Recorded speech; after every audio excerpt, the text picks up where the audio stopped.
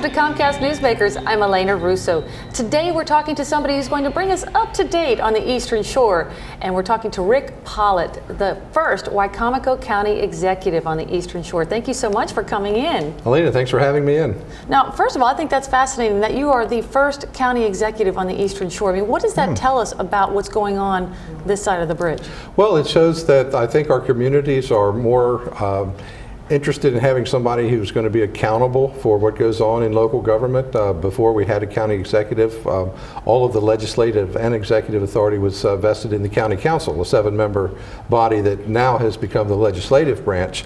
But I'm actually responsible for the day-to-day administration of the county and making sure that we have a vision that we can follow as a community. And whether or not I stay in office, I think, depends on how well the people respond to what I'm doing on their behalf.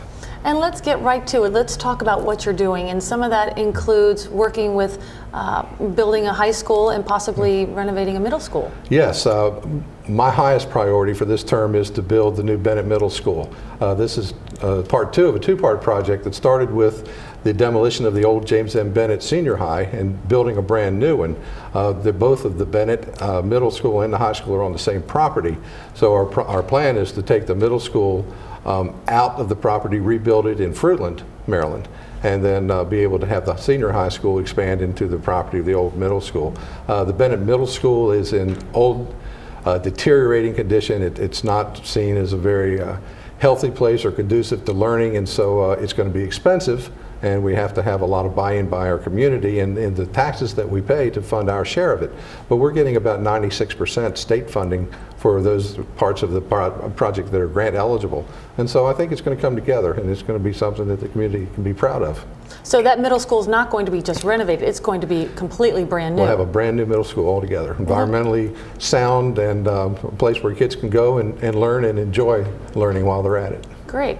Now, in terms of what's happening at the state level, how is the budget focus actually impending what's going on in local government? Well, it's worrying us a lot. There are substantial challenges with the structure of the state budget. There is a close to $1 billion gap between revenues and what the state feels that they need to do to provide services.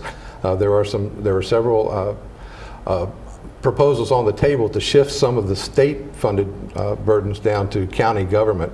Unfortunately, we're not in any better shape to meet those burdens than the state is. We're talking about pension costs for school teachers. We're talking about maintenance of effort, which is a funding level for education locally, things that have always been state dominated, but now they're asking for a greater contribution from local government, and it's creating quite a stress on our budgets as well. So we're in there fighting hard to keep the resources alive so that we can do all of the other things people expect of us, such as recreation and parks and libraries and the schools and the corrections and everything. So it's a challenging time there. It certainly does trickle down too. I mean, if it does, the burden ends up being on local government, you guys are going to be scrambling trying to figure out where are we going to pinch pennies. Well, and we have for the last 3 years in this economy. We've taken our budget from about $130 million down to about 108.